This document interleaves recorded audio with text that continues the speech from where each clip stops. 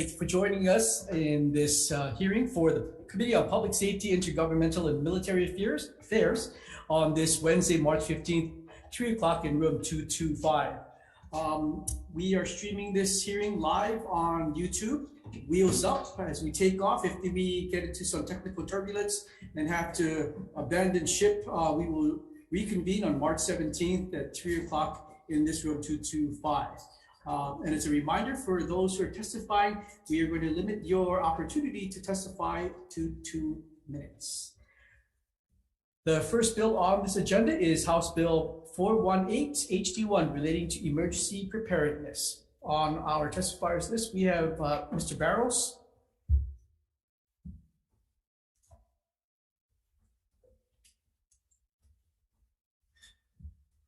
Good afternoon, Mr. Chair, Vice Chair. I'm Adam Weintraub. I'm the Communication Director for Hawai'i EMA here on behalf of Mr. Barros.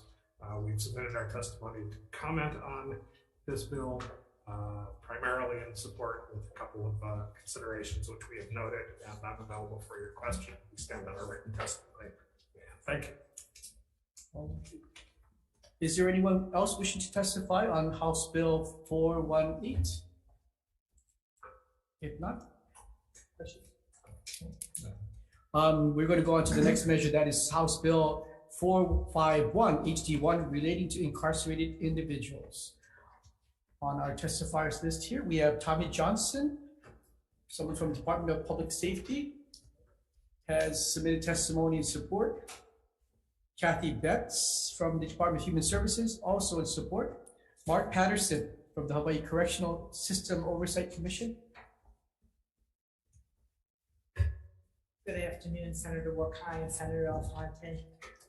The Oversight Commission strongly supports this measure.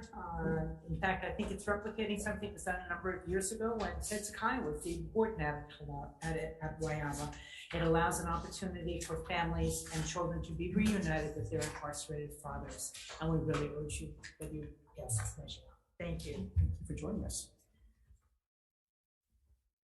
Sarah Kamaka Viole from Papaola Lokahi has submitted testimony in support.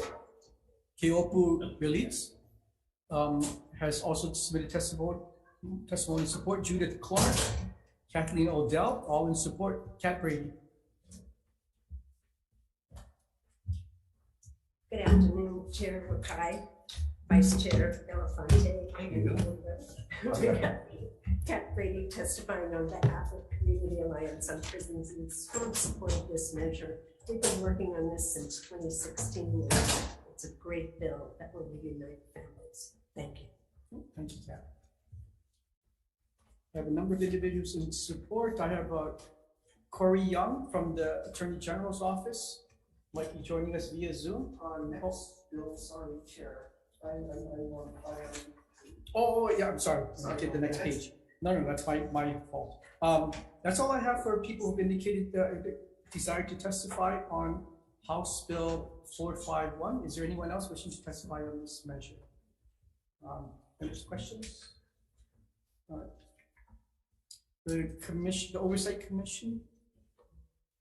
A question about, yeah, I like this bill, but I'm trying to understand, this bill is just making sure that the money that was appropriated last year continues to be around for this year. Yes.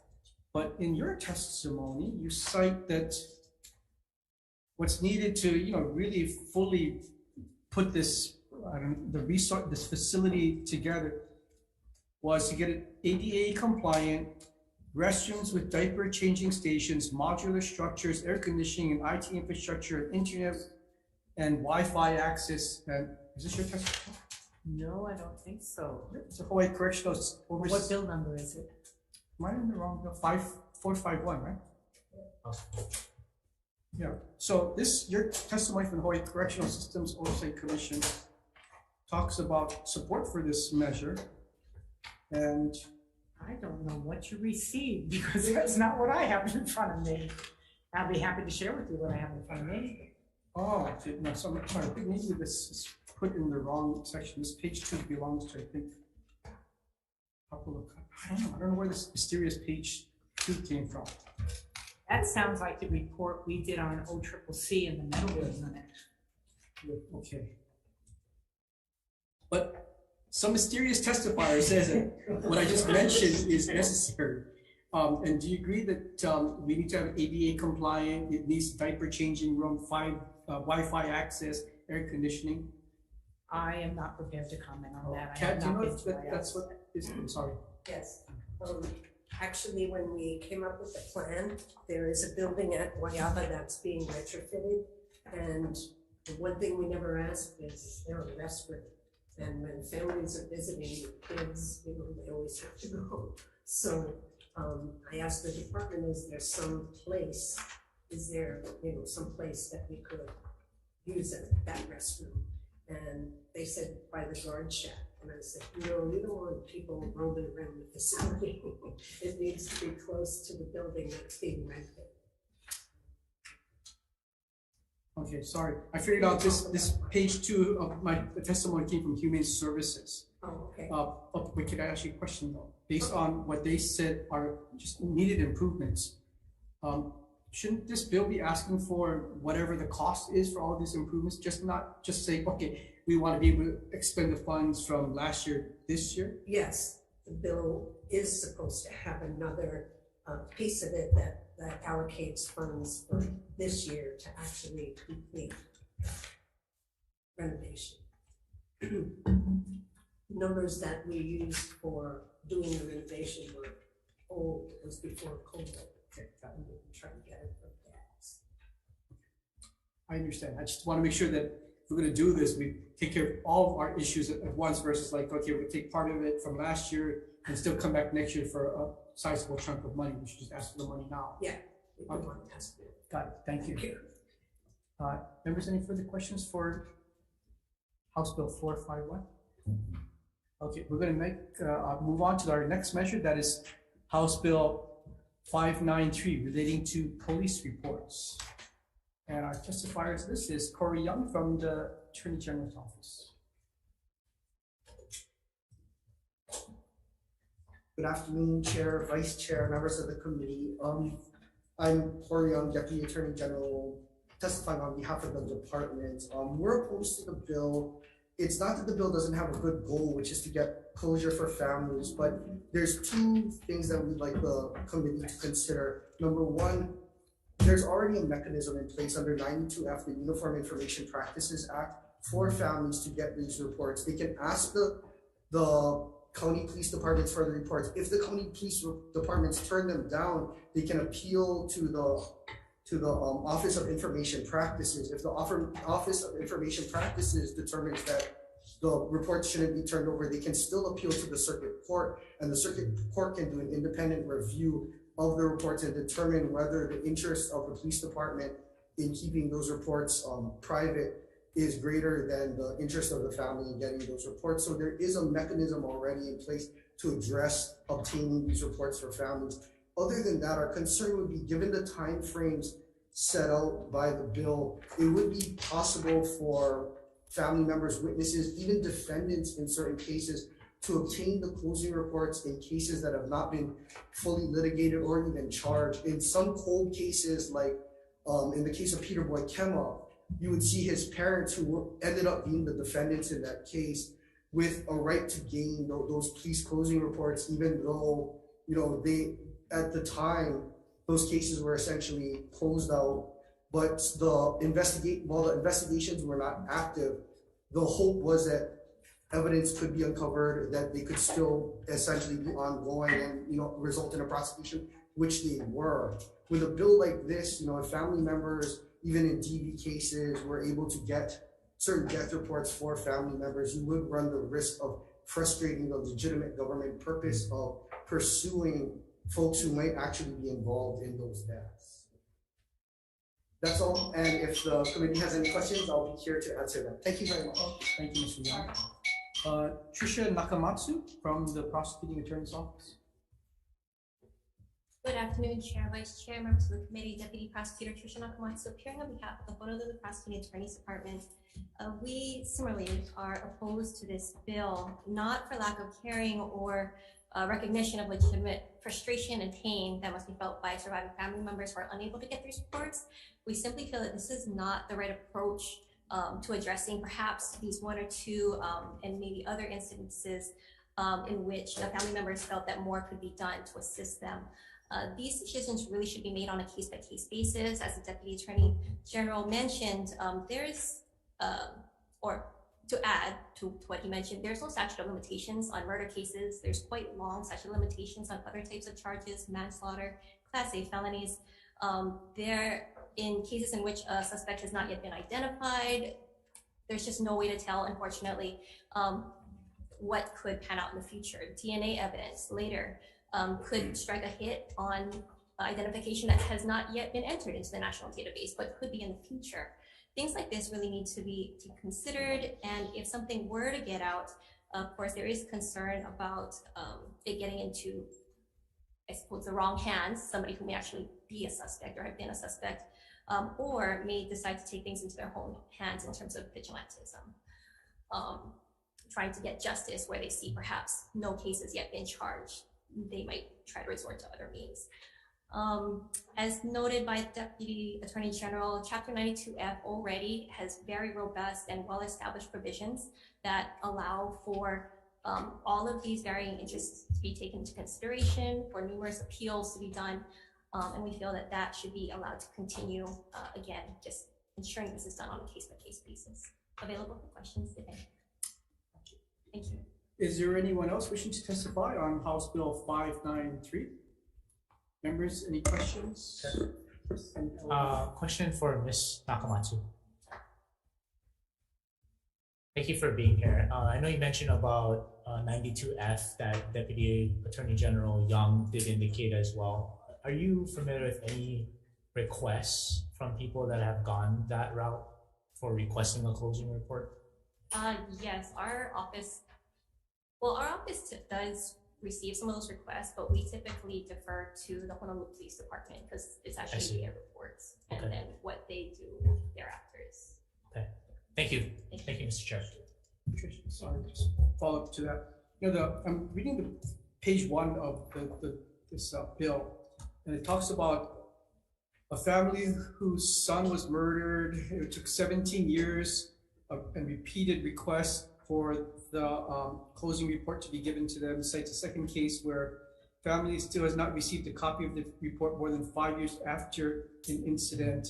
And I know you can't share the details as to what is involved here, but how do we address those who feel that they just aren't getting the closure?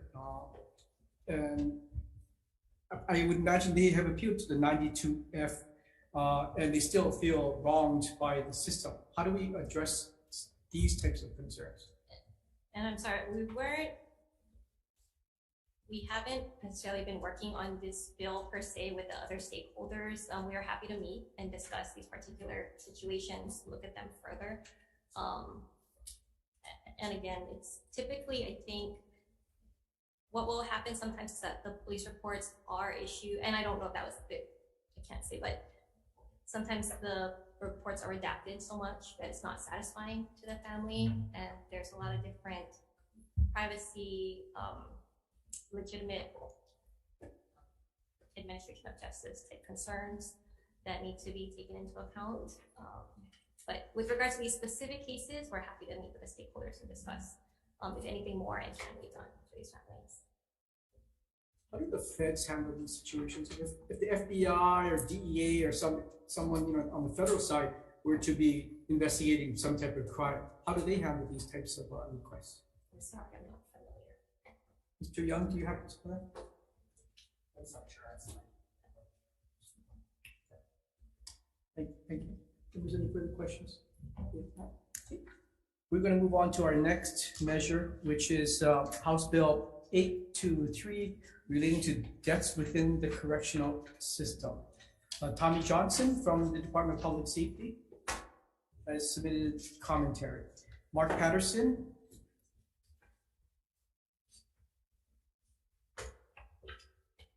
Wife attorney. The commission supports this measure The measure requires the department to proactively disclose information relating to deaths within the correctional system rather than waiting for someone to request this information. In the past, we used to report this information. This measure amends section 353-40 to require information concerning the deaths in the correctional system be provided, that is provided to the governor and the Hawaii State Legislature, also be available to the public. California, Arizona, and Nevada are states that require the public reporting of incarcerated persons' deaths, and such reports are found on their websites. Information included is similar to what we have enumerated in 353-40. So there's no reason Hawaii can't do the same. And I have one side question. When we become the Department of Corrections and Rehabilitation, this section is renumbered as 353G, and I don't know whether that has to be mentioned in the legislation. It should pass. Sorry, what was the number again? 353G becomes a new numeration. Thank you. Brian Black from Civil Beat has submitted testimony in support. Opportunity Youth Action Hawaii has submitted testimony in support. Kat Brady, Community Alliance on Prisons. Good afternoon again, community. We're in strong support of this measure. We work really closely with families, and not all of them are receiving information that's delivered with compassion. So I know that the department testified that, you know, they don't leave messages on answering machines. I beg to differ because I've spoken to families who've actually gotten messages saying, please call this facility about your child. And it's really uncompassionate. So I started looking at who actually delivers that kind of bad news and how do they do it. It's the police and the military. And usually they go in pairs to the family and talk to the people. So it's more compassionate. And from the police website, one of the things that really jumped out at me was they said using the telephone to make death notification is cold-hearted and a sign of intellectual laziness. So it's really, when somebody is getting that kind of news, you really want to be sensitive. So I've been talking with Tommy about what do other jurisdictions do and how could we do better? And I'm waiting to hear back on what other folks are doing, but I think we can do better. We have to aloha spirit law. Thank you. I have a number of individuals all in support. Is there anyone else wishing to testify on House Bill 823? If not, members, any questions? Kat, I have a couple of questions. So unfortunately, no one here is from Department of Public Safety. Their testimony has this line that I have some trouble with. It talks about responsible death reporting should minimize the creation of unnecessary alarm and anxiety among the public, particularly if deaths are reported in a way that is sensationalized or taken out of context. This could inadvertently and mistakenly undermine public confidence in our criminal justice system. But the reports that are being sought here are simple: name, age, cause of death. I mean, there's nothing about somehow we're going to sensationalize this one death and the media is going to go to town and dig up all kinds of nefarious reasons for the death. I mean, it's simple, it's factual, right? They're not gonna pepper it with all kinds of other. Yes, and many jurisdictions actually send out press releases when somebody dies, and they give that information, how old the person was, male or female, where the person died, and you know, the prison they were in. So it's kind of pro forma, and other states are doing that. It's right on the web. Mm-hmm. And sorry, I'm going to keep you up here. And this is in response to the Civil Beats Law Center of Public Interest. Sorry, I'm going to ask you questions based on their testimony. But they cite that on the federal level, there's a Death in Custody Reporting Act, which I'm not familiar with. And maybe you are. No, oh, okay. So it's only one trying to understand what do the federal prison system, how do they share information how there's different or similar to what we're doing here. Yeah, I only looked at other states, but I will look at that. And get back to you. Email you. Okay, great. Thank you, Kat. Okay. Is there anyone else wishing to? I have information on that. Oh, Martha, sorry. The federal death reporting system has been in place for at least 15 years, and it just recently got moved from the Bureau of Justice Statistics to the Bureau of Justice Assistance. Under the Bureau of Justice Statistics, it is nothing but raw data that is reported. So it will say in the state of Hawaii, this many deaths took place. These are the type of deaths that took place. The reason they moved it over is they want to be able to go into more detail on those deaths, and under the Bureau of Justice Statistics rules, they're not able to. And they haven't issued any new reports as it's been transferred to the Bureau of Justice Assistance. So I'm not sure what will be included in that. Thank you for the insight. Members, any further questions? Okay, we're going to move on to the next measure, that is House Bill 824 HD2 relating to medical release. On our testifiers list, we have the Department of Public Safety. Tommy Johnson has submitted the testimony in support. Fred Lund from the Patrolling Authority. Written testimony with comments. Thank you, Mr. Lund. Michael Tao might be joining us via Zoom. IT, Judge He's Tao. here. I asked him to start his video. Okay. Yes, Hi, Mr. Tao or Judge Tao. yes. Well, I'm Oh. retired, so I don't know what to call myself. Grandpa. But Okay, members of the Tao. committee, can I go ahead, Yes, Senator? please. Yes. Chair, vice chair, members of the committee, I'm going to keep this blessedly short. You have a very thorough testimony. Martha's right there to answer good questions. I think the main reason I'm here, I feel very strongly about this. I was not only a judge for 30 years, but on the parole board for 8 years. And one of the most frustrating things was what to do about someone who was ill and we couldn't place them. Fortunately, Fred was helpful. We have Bob Merce. But I'm going to suggest that the barriers that were added into this bill be removed so it's more humane, it's cheaper, and the public is equally safe. And I think the testimony speaks for itself. I'm glad to answer any questions, but I don't know if you've ever sat in a parole hearing. It's you're 10, 20 feet from the potential parolee, and we can make that judgment. And Fred Yoon can certainly make that judgment. That's all I have. Thank you. Thank you for joining us, Judge Tom. Grandpa Tom. We have a number of individuals all in support. Is there anyone else wishing to testify on House Bill 824?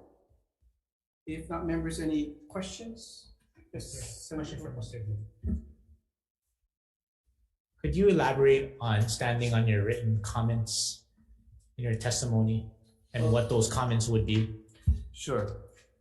The current process involves, if any individual, depending on their age and their medical situation or their physical situation, requires or is public safety is not able to address and handle them and needs outside attention, or there's been a determination that the individual is terminal, and or we have individuals who require dialysis and the facility may or may not be able to accommodate them, the referral will be made through the healthcare division to the public safety director, and from there it comes down to the parole board. In two situations where the individual has not made their minimum years before they're eligible for parole, the parole board will convene a non-hearing or non-in-person hearing to review reducing the minimum term and setting it for a parole consideration hearing to parole the individual chair to set to an appropriate residence or medical facility or any type of residential placement out in the community where they can get proper care. For anybody who's terminal, we'll still hear the same type of, we'll have the same type of process. And again, it's where can we place them out in the community? So we'll grant parole on a chair to set pending appropriate placement in the community where they can get proper care and servicing their needs. Okay. Thank you. And thank you for being here because I know how extremely busy you are with hearings. Thank you. Thank you, Mr. Chair. Any other questions? Yeah, I have a question. Sorry, I'm going to ask you questions about the testimony provided by Department of Public Safety. And they contend that in order to fulfill the requirements of this bill, that they would need 2 employees for an additional cost of $368,000. Considering what you just mentioned, do we need to hire 2 more people to help you out? It wouldn't necessarily be well, we could use a help. We're short parole officers, as is everybody else. But in the medical unit, the healthcare side, they're very short on people that can help with the assessment and referrals. So I know healthcare has been short in personnel, whether it be nurses, psychologists, psychiatrists, medical doctors. So they do have a definite need. I imagine that you've been watching this bill as it's moved along in the House, and the Correctional System Oversight Commission is asking to go back to the original, I don't know which version of it, but to remove some of the amendments made by the House. By chance, have you been able to look at this, the recommended amendments? Clarifying an inmate must pose a low risk to public safety to be eligible for a medical release program. They want that removed. Well, any individual that we look at has to be at low risk before we put them out in the community. And we've had some, and I believe you're familiar with Bob Morris, who is a great help to us in trying to place these difficult individuals.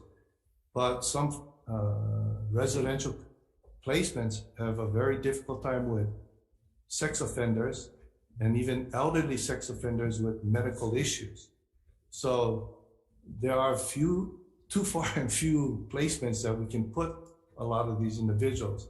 We had, I believe at last count, 6 individuals who were granted parole on medical release, which was previously called compassionate release. But again, we have them on chair to set, and sometimes if we can't find a place in 6 months, we have to come back on a reconsideration hearing and reset the parole, conditions of parole, and continue to try and find them placement. Members, any further questions? Thank you, Mr. Mayor. We're going to move on to our next measure, that is House Bill 1033, relating to State Building Code Council. We have Kenneth Hara from the Department of Defense has submitted testimony support. James Barrows from Hawai'i might be joining us via Zoom. IT is Mr. Hara. Oh, sorry. Not James Barrows, but standing in for him. Again, Adam Weintraub, Communication Director for Hawai'i. Mr. Chair, Mr. Vice Chair, members of the committee, thank you for listening. We stand on our written testimony in strong support of this bill. We believe this is a perspective that would be valuable for the State Building Code Council. Recognize that there are concerns about affordability of housing in Hawaii, but there are also concerns about the durability and resilience of housing in Hawaii. We believe we can contribute to that discussion by being a voting member of this body. Open to any other questions. Thank you, Adam. Mark Glick from the State Energy Office. Aloha, Chair. This is John Chin, standing in for Mark Glick. Oh, okay. Well represented. Apologies, wrong bill. Oh, okay, wait, so you're going to defer to Maria Tomei? Yes, sorry, I'm the next bill. Okay. Apologies. All right, we'll talk to you in a few minutes. Maria, sorry. Thank you. Okay. Thank you. Appreciate that. Is there anyone else wishing to testify on House Bill 1033? Members, any questions? We're going to move on to the next highly anticipated bill, that is House Bill 1035, relating to Homeland Security. We have Kenneth Hara from the Department of Defense has submitted testimony in support. Doug Murdoch from ETS, also in support. Cheryl Kakazu Park might be joining us via Zoom. Any indication of? Hi, I'm Jennifer Brooks for Cheryl Kakazu Park from the Office of Information Practices. I'm going to stand on OIP's written testimony, but I am happy to answer any questions that the committee might have. Thank you. Thank you, Jennifer. Michael Vincent from the Department of Law Enforcement. Good afternoon, Chair Wakai, Vice Chair Alfonte. Senator McKelvey and Mike Vincent, Department of Law Enforcement. We stand in strong support of this bill. The Fusion Center and Office of Homeland Security has a critical mission for the people of the state of Hawaii. Part of that mission in providing for the safety and security of the public is actually working very closely with the private sector.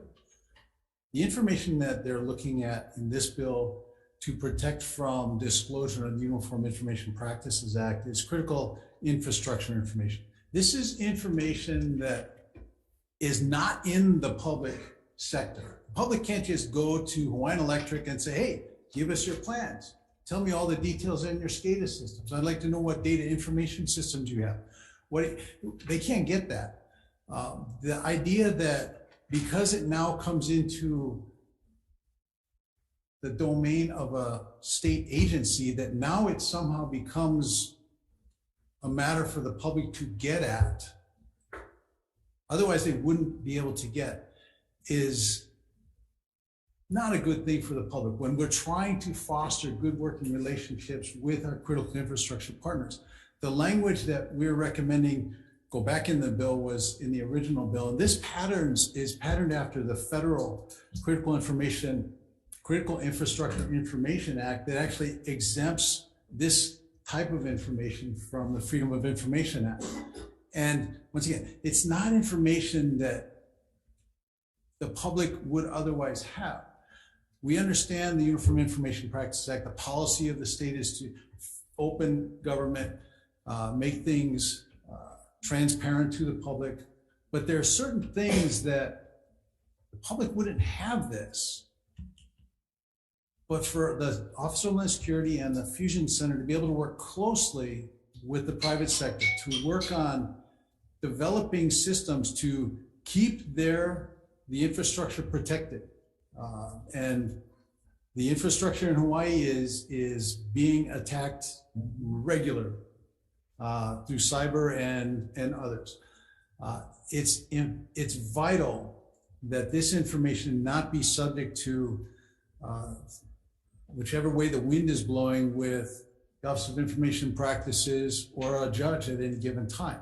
This is just to clarify that this little category of information that wouldn't otherwise be available to the public is going to remain protected from disclosure to the public when it comes into possession of the Office of Homeland Security and the Fusion Center. Could you summarize?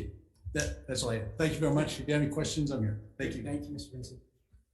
Trista Spear from the Attorney General's Office. Good afternoon, Chair Wakai, Vice Chair Lafonte, members of the committee. My name is Trista Spear. I'm a Deputy Attorney General here on behalf of Attorney General Lopez today representing the department. We do stand on our testimony that we submitted, which is in strong support of this bill, similar to Mr. Vincent, as well as the Office of Homeland Security, the Hawaii Department of Defense, as well as the Department of Law Enforcement. We are in support of the bill, as I said, but with the language that was originally included in House Bill 1035, with the definition of critical infrastructure information that is given there, because we do believe, as articulated by Mr. Vincent, that that definition meets the purpose and fulfills the purpose of the bill, which is protecting the critical infrastructure information that is voluntarily given to the state, to the Office of Homeland Security, to the Fusion Center, to the Department of Law Enforcement from these private entities or other community partners. That is given, as Mr. Vincent said, it's not customarily in the public's domain, but it's given to the state, to a state entity for the protection and the security of the state. So to ensure that that information is allowed to be, to remain confidential from the get-go, the Attorney General believes is important and satisfies the purpose of the bill. Thank you. Thank you, Trista. Frank Pace from the Department of Defense. Not right. My name is Jimmy Collins. I am the acting administrator for Hawaii Office of Homeland Security. And we stand in on our written testimony in support and ask that HB 1035 revert back to its original language, allowing us to build the security infrastructure and the partnerships that we need to protect critical infrastructure in the state. And I stand waiting for any questions you might have. Thank you, Ms. Collins. Ernie Lau has submitted a commentary. Julie Yunker in support. Lisa Dangle-Mayer in support. Will Karan in opposition. Mark Blake or someone from the State Energy Office? Chair, John Chin from the Hawaii State Energy Office. We stand on our written testimony in support and also prefer the original language from the original bill. Thank you. Thank you, John. That's all I have for those indicating desire to testify. Is there anyone else wishing to comment on House Bill 1035? Members' questions? Okay. Great. We're going to go on to the next measure. That's House Bill 1036 HD1 relating to Homeland Security. Kenneth Hara from the Department of Defense has submitted testimony in support, as well as Kathy Betts from the Department of Human Services, Michael Vincent from the Department of Law Enforcement. Thank you, Mr. Vincent. Frank Pace from Department of Defense. Thank you, Ms. Collins. Tina Yamaki from the Retail Merchants of Hawaii has submitted testimony in support, as well as Will Karan. Also, excuse me, Will Karan has submitted testimony in opposition. Is there anyone else wishing to testify on House Bill 1036? Members, any questions? Okay. Moving on to the last measure on this agenda, that is House Bill 1132 HD1 relating to the Hawaii Correctional System Oversight Commission. On our testifiers list, we have Fred Hoon from the Proline Authority. Thank you, Mr. Hoon. Mark Patterson or Martha from the Hawaii Correctional System Oversight Commission. Thank you for allowing me to testify on this. There are three things we're requesting in this bill. The first is that currently our oversight coordinator is limited to a 2-year term, which is very difficult for us to deal with because it took us more than 6 months to be able to hire someone in the last round. So we're asking that to be extended to 6 years. Also, the 6-year term will allow people to get to know who she is and how she operates. The second is we're asking to allow us to have meetings closed to the public to discuss ongoing complaints and investigations. Once the investigation is completed, there will be a public report without doing identifying information of individuals and witnesses that will be printed and put on our website. And the last is we ask that the section allowing us to go into the correctional facilities be amended to allow the oversight coordinator to enter at any time, not just pursuant to an investigation. I do want to mention that I shouldn't call it the companion, a similar measure, Senate Bill 455 was heard by this committee earlier, and at that time the Office of Information Practices and Civil Beat Law Center submitted testimony against proposed language relating to convening the executive meeting to discuss confidential complaints and investigations. To ensure we got this right, the commission consulted with OIP and Civil Law Center, and we came up with language that satisfied their concerns. That language is included in this draft. Thank you. Thank you, Martha. Kat Brady from the Alliance on Prisons. Aloha again, committee. Thank you so much for the opportunity to testify in strong support of this measure. You know, the commission operated for 2.5 years with no staff, and the community actually helped them. So we're really delighted that we have not only a coordinator, but a really professional coordinator who has lots of experience, and we think this is really crucial. I echo what Martha said about the investigations, you know, to redact all the information that's identifiable, but to issue a report after the investigation. We support extending the term because you can't really move to a therapeutic and rehabilitative model in 2 years. So, you know, the system is steeped in 100 years of practice. So we need to do something to change it. You know, the prisons are really closed, prisons and jails are really closed institutions. And when the Congress in 1996 passed the Prison Litigation Act, they became even more closed. So this is really crucial if we want to have a system that's a model, and we could. Hawaii could be a leader in this. We need to really support the coordinator and the Oversight Commission, who've just been amazing. Thank you. Thank you, Kat. Aaron Harbinson from the judiciary has submitted testimony in support. Shannon Randolph, Kristen Crawford, Diana Bethel, Cards Pintor, all individuals in support. And we have a late testimony from Tommy Johnson from the Department of Public Safety, indicated he might be here, but is not. Is there anyone else wishing to testify on House Bill 1132? If not, Mark? Question. Just a couple of questions. I remember this bill from the one that we passed over. 6 years seems kind of a long time. I agree with your statements and Cat Bree's statements. 2 years is a little too short. So can we cut that in half and make it 4 years? We could live with that. We'd rather have it be 6, but we can live with that. And in the bill that we sent over to the House, we I think put in language there about having the executive director up for Senate confirmation, which you indicated was probably not the right way to go. We should actually have the commissioners be subject to Senate confirmation, kind of like HTA has its board that are nominated and then confirmed by us, and then they hire John DeFries or whoever the executive director is at the time. So would you be okay if, in addition to the amendments that you had suggested here, that we hold you to Senate confirmation? I don't see the purpose of it, only because how we're appointed. That one appointment comes from the President of the Senate, one from the Speaker of the House, one from the head of OHA, as opposed to a governor making appointments. So, but it's up to you. Thank you. Thank you. Any further questions? If not, we're going to take a brief recess prior to taking our votes.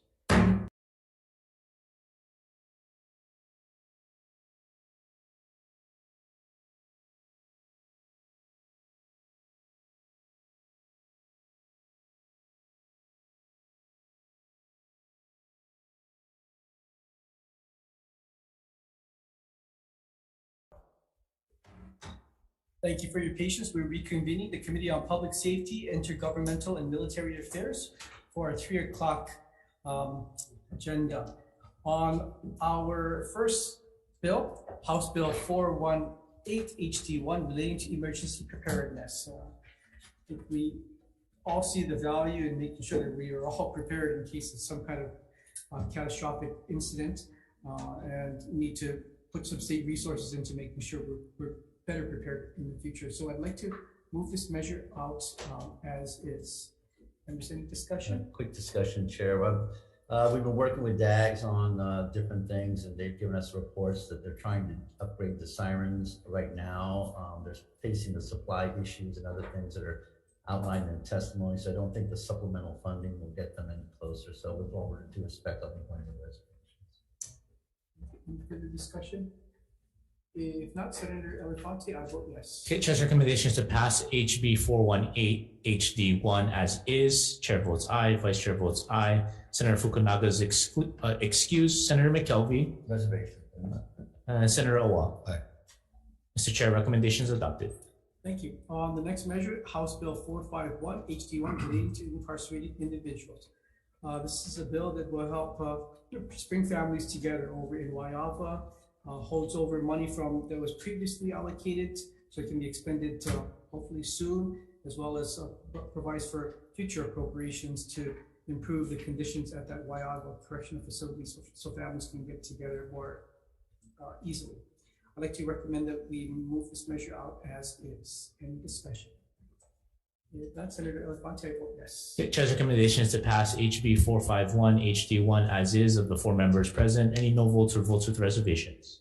Hearing none, Mr. Chair, recommendations adopted. Thank you. On House Bill 593 HD1 relating to police reports, considering all the testimony, 2 pieces of it were both negative, and the potential harm that could be done by releasing information too early and subjecting witnesses and those involved to perhaps undue harassment or even worse. I'd like to defer this particular measure. On the next bill, House Bill 823 HD2 relating to deaths within the correctional system. We'd like to ensure that the public should be told and made aware of those who die in our prisons, no matter what the circumstances. So I'd like to move this measure out as is. Any discussion? If not, Senator Elefante, I vote yes. Okay, Chair's recommendations to pass HB 823 HD2 as is of the 4 members present. Any no votes? Any votes with reservations? Hearing none, Mr. Chair, recommendations adopted. Thank you. On the next measure, House Bill 824 HD2 relating to medical release. I know that Mr. Hun does a fantastic job in kind of vetting through those who want some kind of compassionate release as they face medical struggles. But see that I agree with the commentary from the Oversight Commission that we could really improve in this particular area. So I'd like to pass this measure out as is. Any discussion? If not, Senator Elefante, I vote yes. Okay, Chair's recommendations to pass HB 824 HD2 as is of the 4 members present. Any no votes? No. Noting the no vote from Senator Awa. Any votes with reservations? Hearing none, Mr. Chair, recommendations adopted. Thank you. On House Bill 1033 HD1 relating to the State Building Code Council, considering overwhelmingly positive testimony, I'd like to pass this measure out as is. Any discussion? If not, Senator Elefante, I vote yes. Okay, Chair's recommendations to pass HB 1033 HD1 as is of the 4 members present. Any no vote? Any votes with reservations? Hearing none, Mr. Chair, recommendations adopted. Thank you. On House Bill 1035 HD1 relating to Homeland Security, I'd like to allow the Office of Homeland Security to gather important data that does not have to be shared with the public. Data that's very sensitive. We'd like to take the Department of Defense's, and I'd like to pass this measure out with amendments. And the amendments are to take DOD's requested amendments to revert to the definition, back to the definition contained in the original form of the bill by amending page 2, lines 14 through 17, which essentially takes out subject to public disclosure under Chapter 92F. So that is the amendment for this measure. Members, any discussion? If not, Senator Elefante, I vote yes. Okay, Chair's recommendations to pass HB 1035 HD1 with amendments of the 4 members present. Any no votes or votes with reservations? Hearing none, Mr. Chair, recommendations adopted. Thank you. On House Bill 1036 relating to Homeland Security, I agree we should put the Fusion Center and all the good work that it does into statute. We'd like to pass this measure out as is. Any discussion? If not, Senator Elefante, I vote yes. Okay, Chair's recommendations to pass HB 1036 HD1 as is of the 4 members present. Any no votes or votes with reservations? Hearing none, Mr. Chair, recommendations adopted. Thank you. For House Bill 1132 HD1 relating to the Hawaii Correctional System Oversight Commission, I'd like to pass this measure out with a number of amendments. First, we're going to increase the term of the coordinator from 2 years currently to 4 years. We're going to have the commissioners have to face a Senate confirmation. We're going to take the Oversight Commission's 2 suggested amendments, one with regard to confidentiality of their investigations, as well as their 3rd suggested amendment, which was about having access and entry into the facilities that they are investigating. So those are the suggested amendments for HB 1132. Members, any discussion? If not, Senator Elefante, I vote yes. Okay, Chair's recommendations to pass HB 1132 HD1 with amendments of the members present. Any no votes? No. Noting the no vote from Senator Awa. Any votes with reservations? Hearing none, Mr. Chair, recommendations adopted. Thank you very much. We are adjourned.